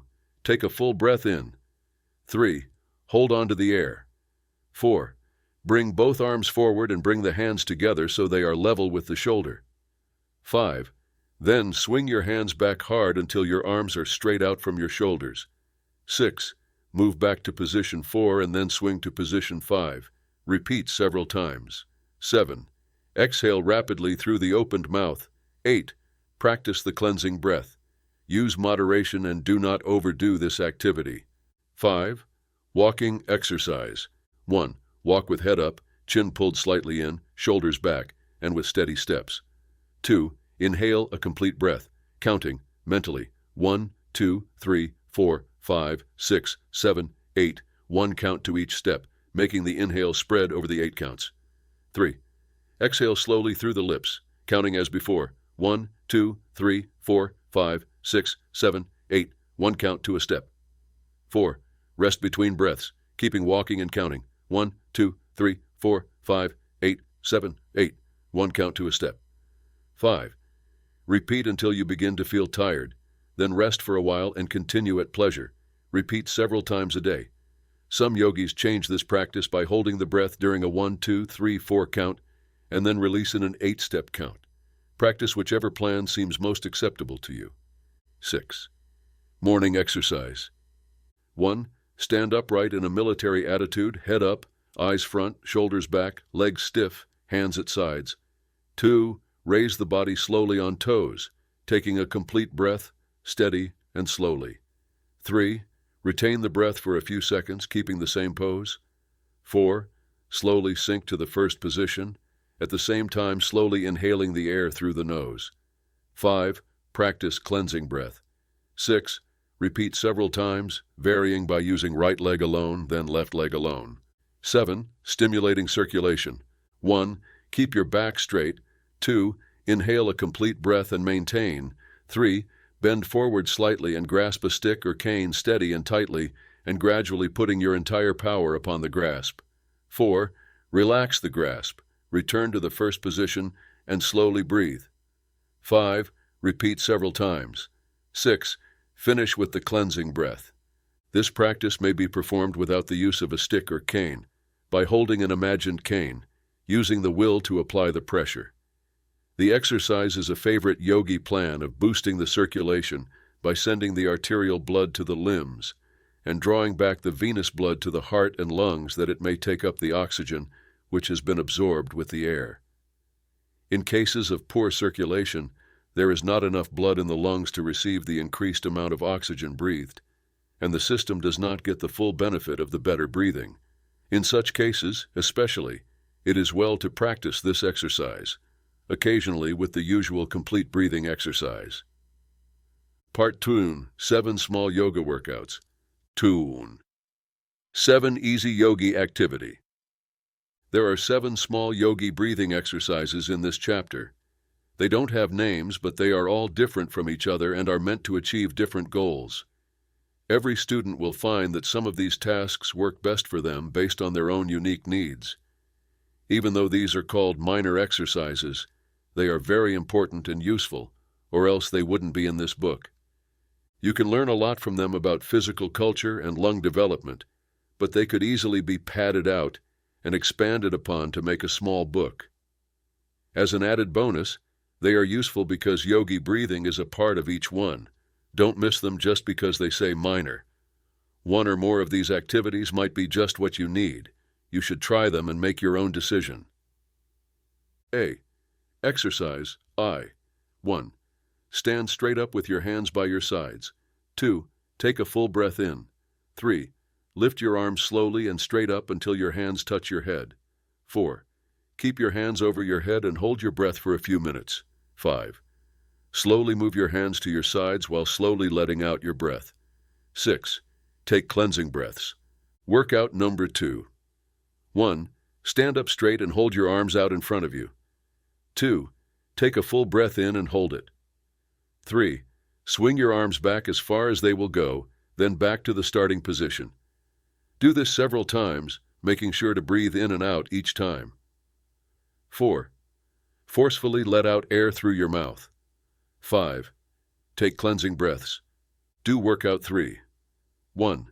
Stand up straight and hold your arms out in front of you. 2. Take a full breath in. 3. Do a few backward swings of your arms in a circle, then do the opposite a few times, making sure to hold your breath the whole time. To change this, you can turn them back and forth like the sails on a windmill. 4. Forcefully let out your breath through your mouth. 5. Take cleansing breaths. Dog workout, a fee. 1. Lay down on the floor with your face down and your palms flat on the ground next to you. 2. Take a full breath in and hold it. 3. Get your body stiff and use your arms to lift yourself up until you're on your hands and toes. 4. Then lower yourself back to where you started. Do it several times. 5. Forcefully let out air through your mouth. 6. Take cleansing breaths. Do workout. Vi. 1. Stand straight up and press your hands against the wall. 2. Take a full breath in and hold it. 3. Put your hands on the wall and lower your chest to the ground. 4. Now use only your arm muscles to lift yourself back up, making sure your body stays stiff. 5. Forcefully let out air through your mouth. 6. Take cleansing breaths. Workout. Nombre stirs. 1. Stand straight up with your arms akimbo, or with your elbows out and your hands resting around your waist. 2. Take a full breath in and hold it. 3. Keep your hips and legs straight and bend forward as if you were bending. At the same time, slowly let out your breath. 4. Hold your breath for one more time and move back to the starting position. 5. Now bend backwards and slowly let out your breath. 6. Bring yourself back to the starting position and take a full breath. 7. Then bend to the side and slowly let out your breath. To change, turn to the right and then to the left. 8. Take cleansing breaths. Workout number 7. 1. Sit or stand up straight with your back straight. 2. Take a full breath in, but don't do it all at once. Instead, take a number of short, quick sniffs, as if you were tasting ammonia or scented salts and didn't want the whiff to be too strong. Do not let out any of these small breaths. Instead, keep adding them until your lungs are full. 3. Hold on for a short time. 4. Take a long, slow, sighing breath out through your nose. 5. Take cleansing breaths. 13. Vibration and yogi breathing in a rhythmic way. The third part. Breathing in loud riddles and vibration. Everything is moving. It doesn't matter how big or small something is, everything is vibrating. In nature, there is nothing quite like being at rest. If one atom didn't vibrate, it would destroy the whole world. The global work is done by vibrations that never stop. Matter is always being changed by energy, which creates an infinite number of forms and varieties. However, even these forms and varieties are temporary. As soon as they are made, they start to change, and from those changes come hundreds of forms, which change again and give rise to more forms, and so on, forever. In the world of shapes, nothing stays the same, but the great reality does not change. Forms are just looks. They come and go, but reality lasts forever and doesn't change. The atoms in our bodies are always moving back and forth. Changes are happening all the time. The matter that makes up the body will change almost completely in a few months. In that time, you won't be able to find a single atom that is still in your body, shaking, steady shaking, always and always changing. There is a certain beat in every sound. Everything is filled with rhythm. There are regular rules that govern how the planets move around the sun, how the sea rises and falls, how our hearts beat, and how the tide rises and falls. The sun's rays reach us, and the rain falls on us because of the same law. Growth is just a way to show this rule. The law of rhythm can be seen in all movements. Our bodies follow regular rules just like the earth does as it moves around the sun. Natural laws like these are at the heart of a lot of the mysterious parts of the yogi science of breath. By synchronizing with the body's beat, the yogi is able to take in a lot of prana, which he then uses to get what he wants. We'll talk about this in more depth later. The body you're in is like a small channel that leads from the sea to land. While it seems to be following its own rules, it is actually following the rise and fall of the ocean tides. It's like the great sea of life is rising and dropping, and we are reacting to its beat and energy. When everything is normal, we pick up on the energy and beat of the great ocean of life and react to it. But sometimes the mouth of the outlet gets clogged with garbage, and we miss the urge from Mother Ocean. This causes discord to show up in our lives.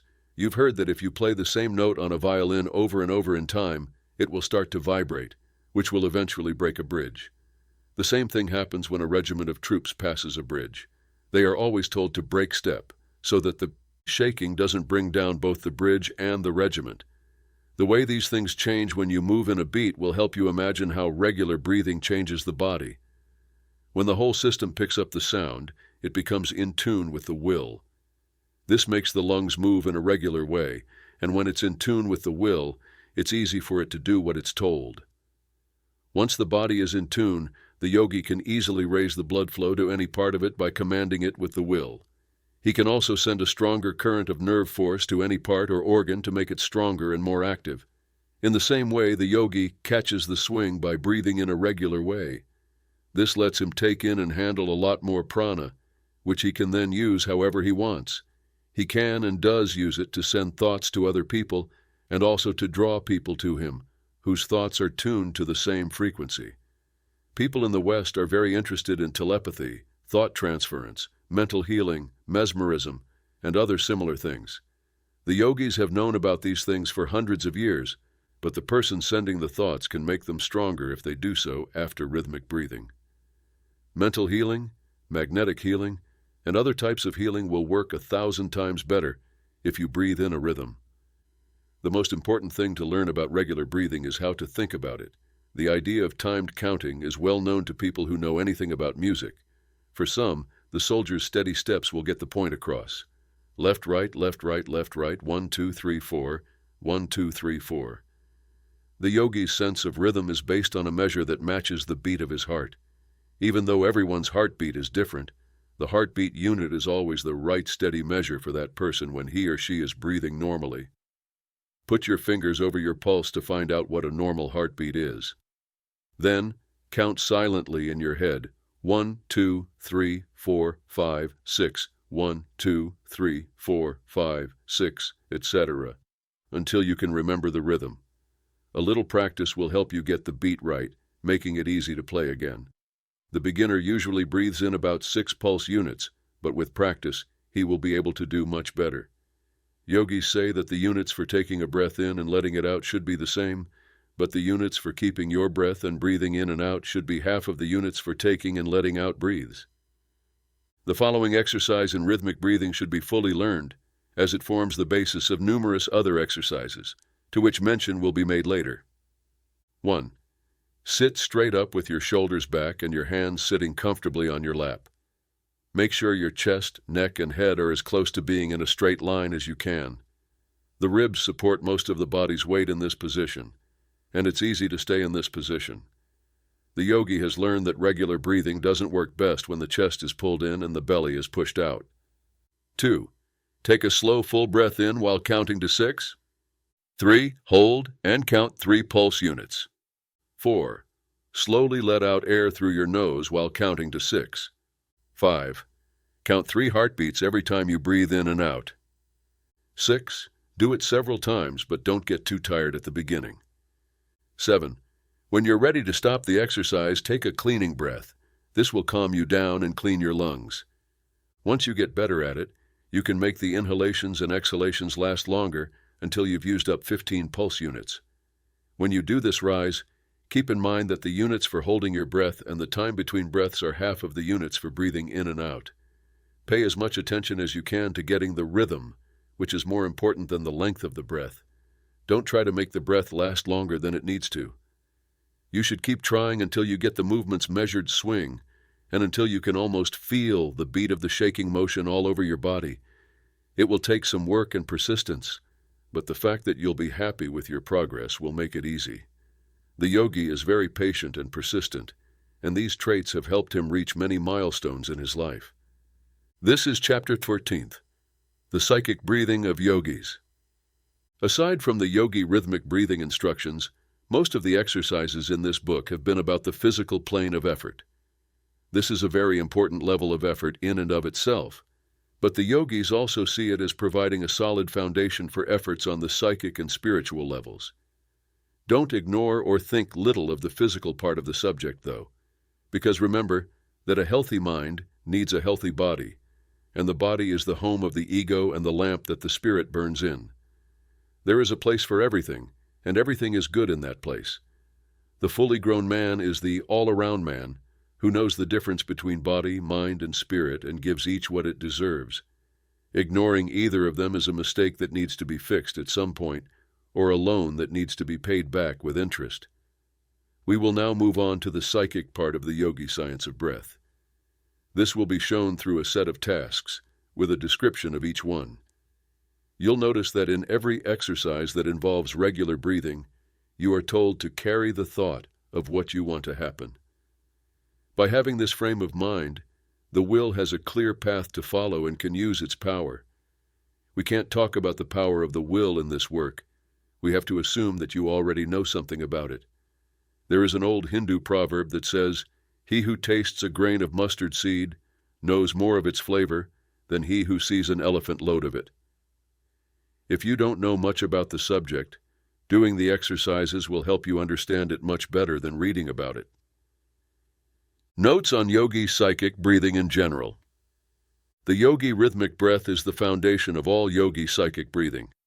We taught you how to do it in the last lesson, so that we don't say the same thing over and over. We'll just say, breathe rhythmically, and then step you through how to use your mental force or directed willpower in conjunction with your rhythmic breath waves.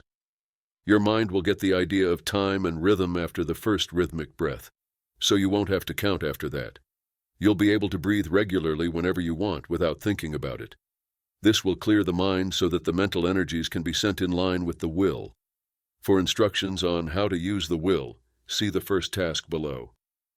2. Distributing prana. Lay flat on the floor or bed and relax fully. Place your hands lightly over your solar plexus, which is located over the pit of your stomach, where the ribs start to separate. Breathe in a regular way. Once the beat is fully set, each breath will bring in more prana or vital energy from the universal source. The nervous system will then take this energy in and store it in the solar plexus. As you breathe out, imagine that the prana, or life force, is being sent to every part and organ of your body, including every muscle, cell, and atom, as well as to every nerve, artery, and vein, from the top of your head to the bottom of your feet. This energy will wake up, strengthen, and stimulate every nerve, as well as recharge and send energy, force, and strength all over the system. As you work out your will, try to picture prana coming in through your lungs and being immediately taken up by your solar plexus. As you exhale, the prana is sent to every part of your body, all the way down to your toes and fingers. You don't have to work hard to use the will. All that needs to be done is to command what you want to happen and then picture it in your mind. A calm order with a mental picture is much better than forcing someone to want something, which wast is force. The above exercise is very helpful. It makes the body feel relaxed all over and improves and resets the nervous system. It works especially well when you are tired or don't have much energy. 3. Stopping pain. While lying down or sitting up straight, take slow, steady breaths and think that you are breathing in prana. After you breathe out, send prana to the painful area to get the nerve current and blood flow going again. Then take in more prana to get rid of the painful situation. As you let out air, keep the thought that you are getting rid of the pain. Switch between the two mental commands above. With each exhale, trigger the part, and then push out the pain. For 7 breaths, do this. Then do the cleansing breath and take a break. Then do it again and again until you feel better, which will happen soon. There will be lots of pain relief before the 7 breaths are over.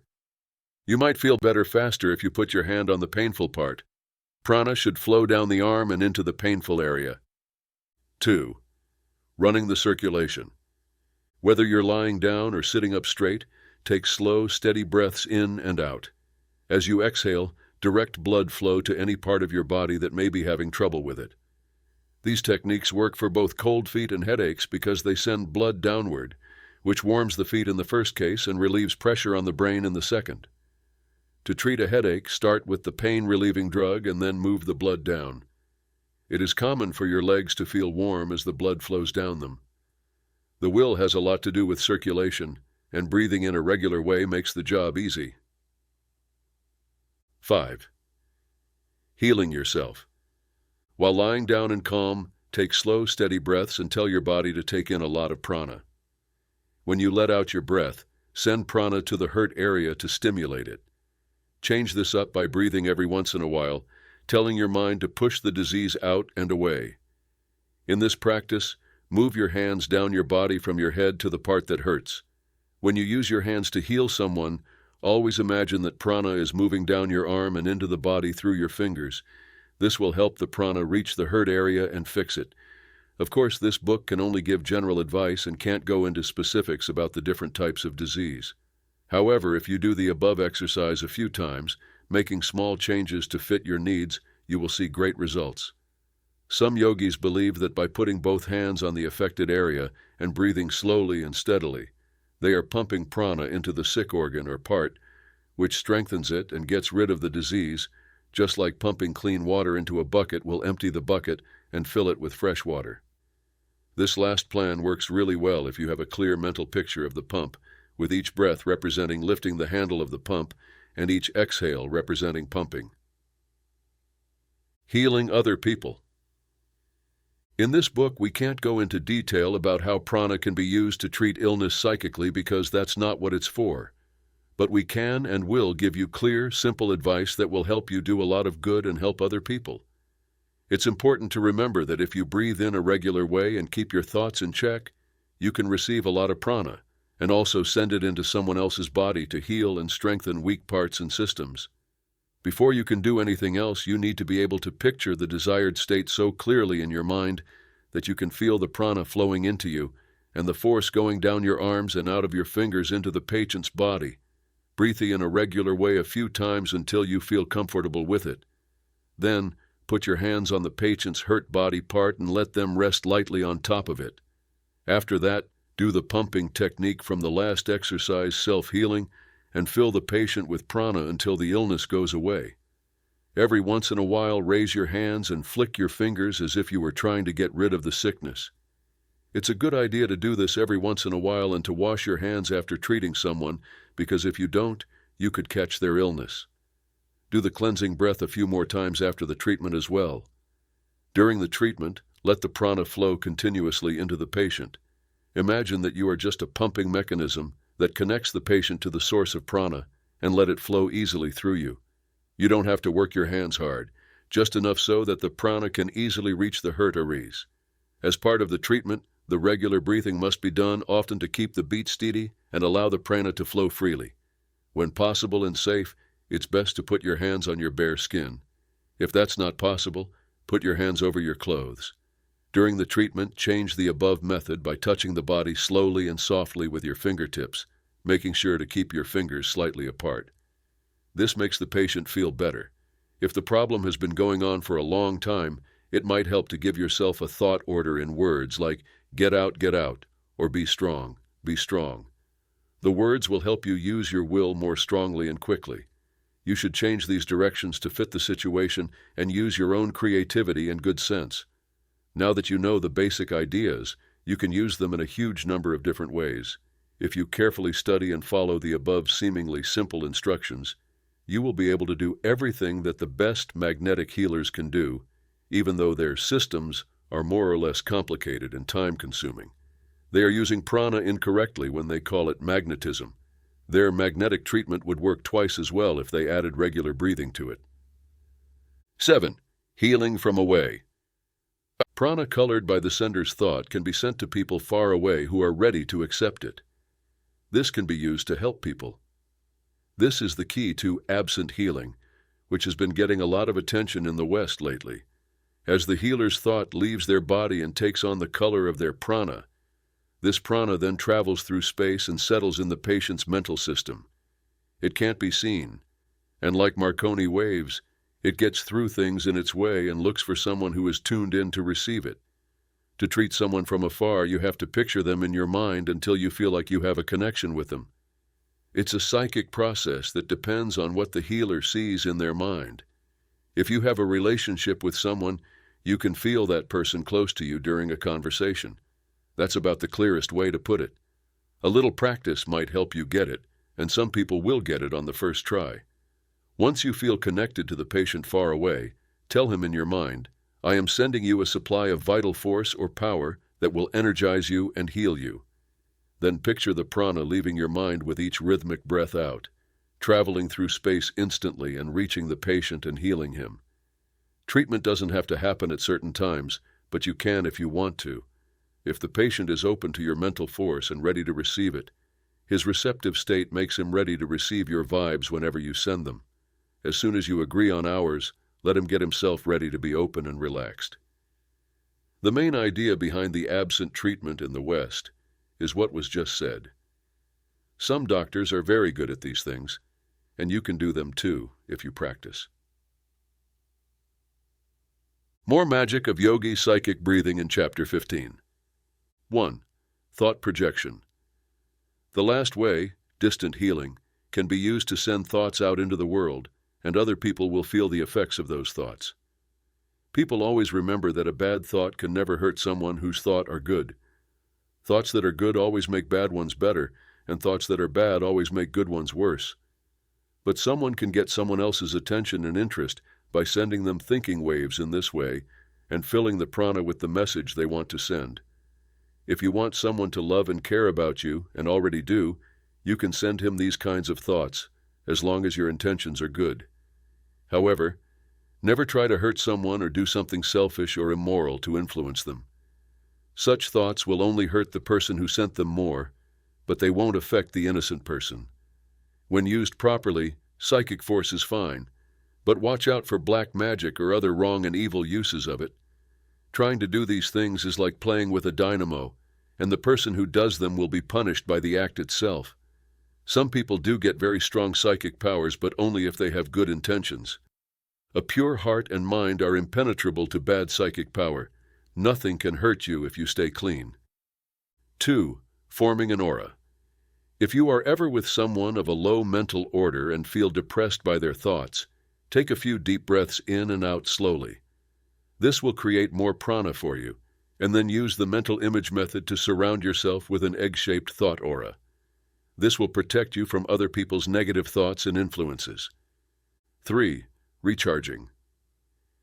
If you feel like your energy is low and you need to get it back quickly, the best thing to do is to lock your fingers on both hands in any way that feels good. This, in a way, shuts the circle and stops prana from leaving through the ends. Then breathe in and out slowly a few times. You will feel the result of the refilling. 4. Recharging others. If a friend is low on energy, you can help him by sitting in front of him with your toes touching his and his hands in yours. Then, both of you breathe slowly and regularly. In your mind, picture sending prana into his system, and in his, picture getting it. People with weak will or energy should be careful with whom they do this experiment, because someone with bad intentions will affect their prana with their thoughts, which could temporarily give them power over the weaker person. However, the latter can easily get rid of that effect by stopping the circuit, as was already said, and taking a few slow, regular breaths, ending with the cleansing breath. 5. Charging water. To charge water with prana, breathe slowly and rhythmically while holding the water glass by the bottom with your left hand. Then bring your right hand's fingers together and gently shake them over the water, as if you were shaking water drops off your fingertips into the glass. It's also important to picture the prana being passed into the water in your mind. People who are weak or sick feel better after drinking water that has been charged in this way, especially if they think of healing thoughts while picturing the prana moving. The last practice warned about being careful, and the same goes for this one, though the risk is much smaller. 6. Improving mental skills. The mind can control the body by following the will, and the will can also train and develop the mind. People in the West know this as mental science and other names. It has shown them parts of the truth that yogis have known for a long time. Just a calm demand of the will do great things in this way, but the effect is much stronger if you do the mental exercise while breathing in a rhythm. Having the right mental picture of what you want while breathing rhythmically can help you get those traits. This is a good way to get more power, poise, and self-control, among other things. You can get rid of traits you don't want by developing the opposite qualities. It is possible to use any or all of the mental science routines, treatments, and affirmations with the Yogi rhythmic breath. Here is a good general exercise that will help you grow and gain good mental traits. Lie down or sit up straight. Think of the traits you want to improve, picture yourself as having those qualities, and tell your mind to grow those qualities. Hold on to the mental picture and breathe in a regular way. Try to keep the picture in your thoughts as much as possible, and try to live up to the standard you have created. You'll find that you're slowly becoming your ideal. The rhythm of breathing helps the mind make new connections. A student who has been taught the Western method will find Yogi Rhythmic's mental science works to be very helpful. 7. Getting physical qualities. The same ways that mental qualities can be gained can also be used to get physical qualities. We don't mean that short men can become tall, or that parts that have been cut off can grow back, or other similar wonders. But the look on the face can be changed, and confidence and general physical traits can get better by controlling the will and breathing in a regular way. What a man thinks affects how he looks, acts, walks, sits, and more. If you think better, you'll look and act better. Focus your attention on a part of your body that you want to improve and hold the mental image that you are sending more prana, or nerve force, to that part, which will make it stronger and better because of it. This plan works just as well for any part of the body you want to improve. A lot of players in the West use a version of this plan to help them work out. The student who has been following our directions up to this point will easily understand how to use the yogi ideas in the work above. The general rule for this practice is the same as it was for the last one, getting mental qualities. There was some talk about healing illnesses in the pages before this one. 8. Controlling the emotions. The will can control bad emotions like fear, worry, anxiety, hate, anger, jealousy, envy, melancholy, excitement, grief, and so on. It's easier for the will to work when the student is willing.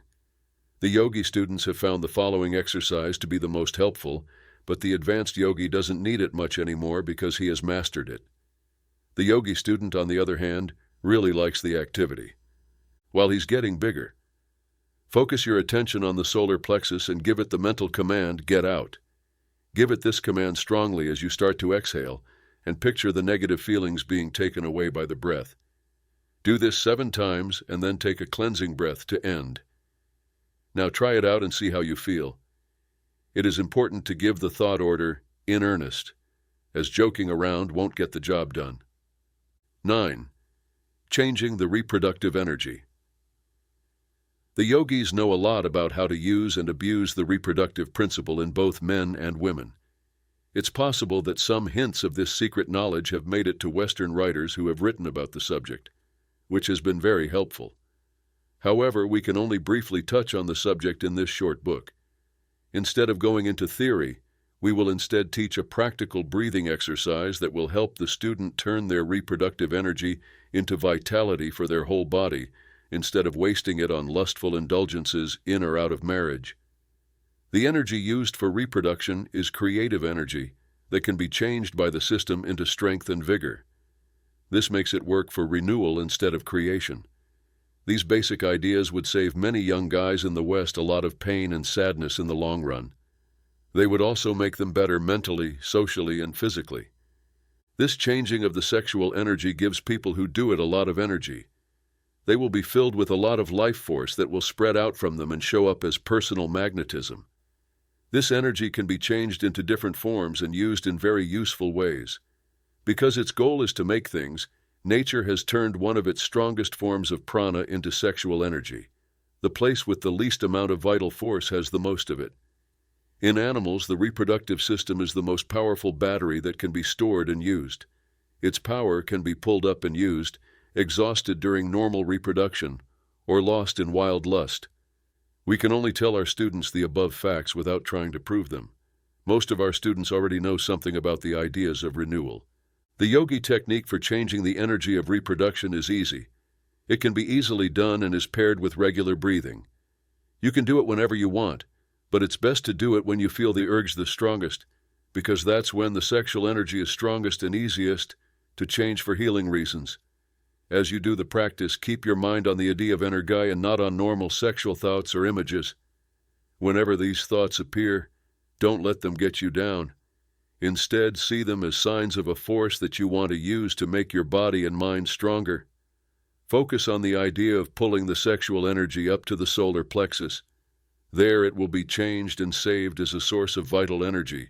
You can lie down or sit up straight. Then breathe in a regular way, picturing that with each breath you take in, you are drawing up reproductive energy. As you breathe in and out, tell your will to pull energy up from the reproductive system to the solar plexus with each breath. As long as the beat is pretty solid and the mental picture is clear, you will be aware of the energy moving up and feel how it stimulates you. You can draw more mental force to your brain instead of the solar plexus if you want to. Do this by giving yourself a mental order and picturing the transfer to your brain. Anyone who is doing creative work in their mind or body can use this creative energy in their work. If they do the above exercise and draw it in with their breath and let it out with their breath. When you do this last type of exercise, only the parts that are needed for the work will pass into it. The rest will be kept in your solar plexus. Of course, you'll understand that what is drawn up and used is not the reproductive fluids themselves, but the etheripranic energy that moves them, or the soul of the reproductive species. As part of the transmuting practice, it is normal to let the head automatically bend forward. Brain stimulating. The yogis found that the following exercise was the best way to get their brains working so they could think clearly and reason well. Many people find it very helpful for clearing their minds and nervous systems. People who do a lot of mental work will benefit the most from it, both to help them do better work and to clear their minds after a long day of mental work. Position yourself so that your back is straight, your eyes are facing forward, and your hands rest on the tops of your legs. If you want to do the normal activities, breathe in and out through both nostrils, but instead, close the left nose with your hand and breathe in through the right nostril. Then take off your thumb and close your right nostril with your finger. Finally, breathe out through your left nose. Then, breathe in through your left nose without moving your fingers, and breathe out through your right nostril while moving your fingers. Then breathe in through your right nose and out through your left, and so on, closing the opening you're not using with your thumb or fingers as you go. This is one of the best ways that yogis breathe. It is very important and useful, and you should learn it. When people in the West see this method, they often think it is the whole secret to yogi breathing. This makes the yogis laugh. Many people in the West think of a picture of a Hindu sitting up straight and breathing through both lungs.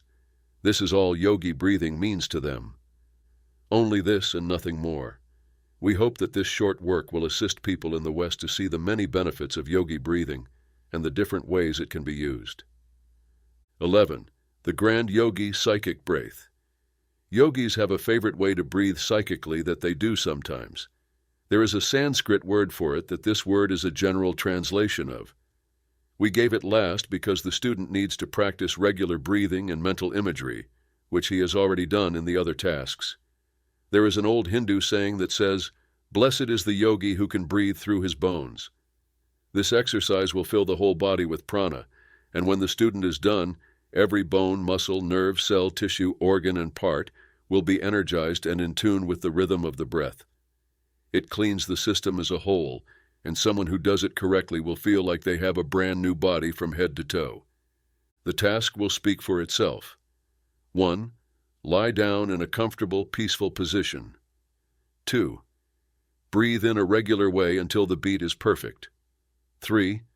Then, as you breathe in and out, picture the breath going up through the bones of the legs and then out through them, then through the bones of the arms, then through the top of the skull, then through the stomach, then through the reproductive area, then as if it were going up and down the spinal column, and finally as if it were going in and out through every skin pore, filling the whole body with air.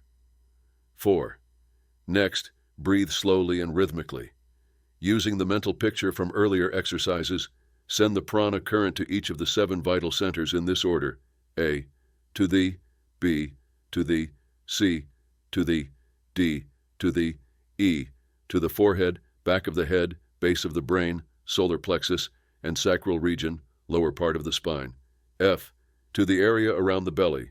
G, to the area where eggs are laid. Finally, move the prana flow back and forth several times from the head to the feet. 5. Take a cleansing breath to end. Part 15. Yogi Spiritual Breathing.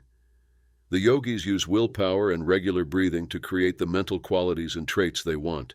They also use this method to build spiritual abilities or help them come out. The Eastern philosophies say that people have many abilities that are dormant right now but will awaken as the race advances. They also teach that people can help these spiritual abilities grow much faster than the normal process of growth by putting in the right amount of work and having the right circumstances.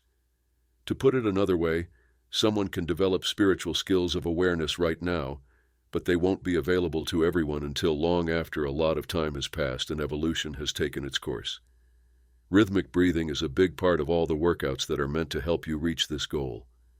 While the breath itself doesn't have any magical properties that make it work so well, the rhythm that the yogi breath creates is so good that it brings the whole system, including the brain, into perfect balance and control. This creates the best environment for these hidden abilities to come out. As for going into great detail about Eastern thought and spiritual growth, that would take too much time and space for this work. Plus, the topic is too complicated for the average reader to be interested in it. Another reason that occultists know about is why this information shouldn't be shared right now. Don't worry, dear student. When it's time to move on, the way will be clear. He said, when the chela, student, is ready, the guru, master, appears. In this chapter, we will show you how to grow in 2 areas of your spiritual awareness. 1. Understanding who you are as a soul, and 2. Understanding how your soul is connected to all life. Both of the routines below are easy and involve holding mental pictures in your mind while breathing in a regular way. At first, the student shouldn't have too high of hopes. Instead, they should move slowly and be happy to grow like a flower, from seed to bloom. Real spirit. The real self is not the body or even the mind of a person. In his weaker self, these things are just parts of who he is. The ego, which shows up as uniqueness, is the real self. While the real self lives in the body, it is not limited by it. It is also not limited by the mind system in which it works. The real self is a drop from the divine ocean, and it will never end or be destroyed.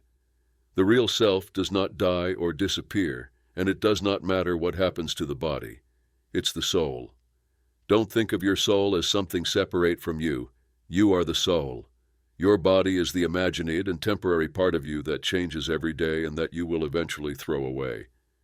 You can improve their abilities so that they are aware of the soul's reality and that it is separate from the body. Yogis believe that the best way to grow is to meditate on the real self or soul while breathing in a regular way. The easiest form is shown in the next practice.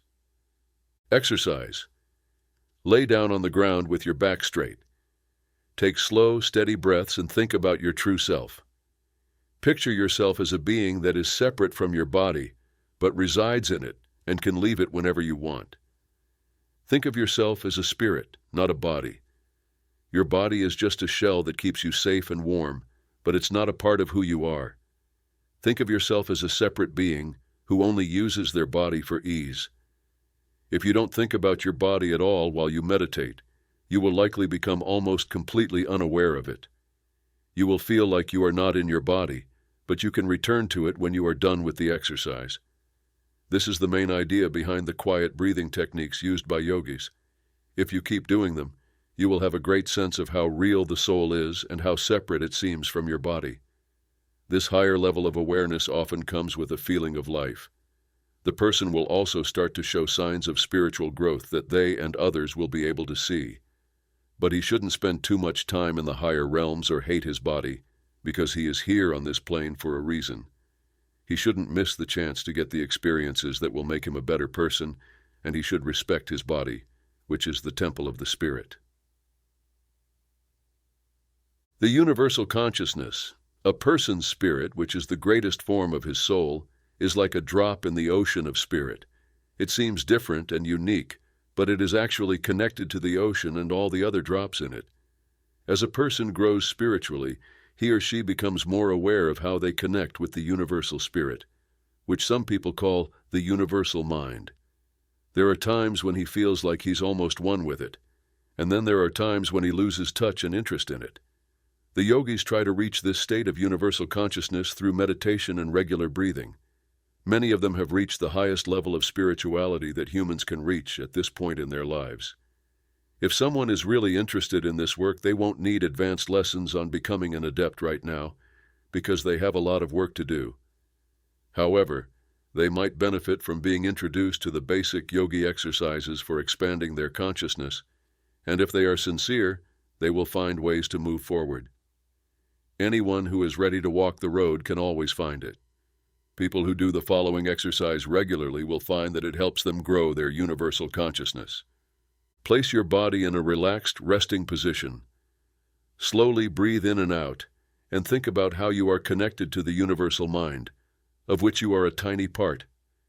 Imagine that you are in touch with and one with all. Think of everything as one, and your soul as a part of that one. As you feel these sensations, know that you are sharing in the power, strength, and knowledge of the great universal mind.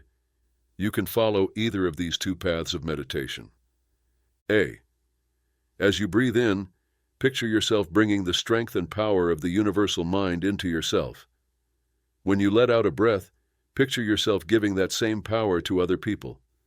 At the same time, feel love for all living things and want them to receive the same benefits you are getting now. Allow the universal power to flow through you.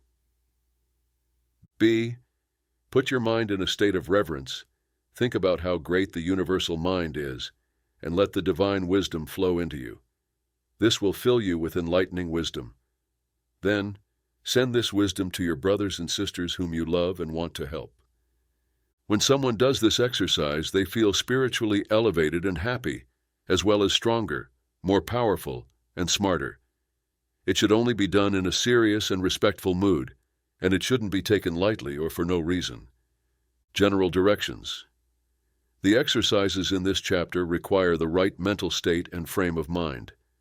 Anyone who isn't serious or spiritual, or who doesn't respect and value spirituality, should avoid doing them because they won't work for them and because they are intentionally messing around with important things, which never ends well for those who do it. These tasks are only for people who can understand them. No one else will want to try them. During meditation, let your mind dwell on the exercise's ideas until they become clear to your mind and then slowly become a part of your real awareness. The mind will slowly stop working and become still, and the mental picture will become clear. You shouldn't do these tasks too often, and the happiness they give you shouldn't make you unhappy with your everyday life. Your daily life is useful and important, and you should never skip a lesson no matter how bad it is for you. Let the happiness that comes from your consciousness expanding lift you up and get you ready for life's challenges, not make you unhappy and ashamed. Everything is okay and fits where it should. Over time, many of the students who do these tasks will want to know more. Don't worry. When the time comes, we'll make sure you don't look in vain. Stay brave and sure of yourself and keep your face toward the east, where the morning sun comes from.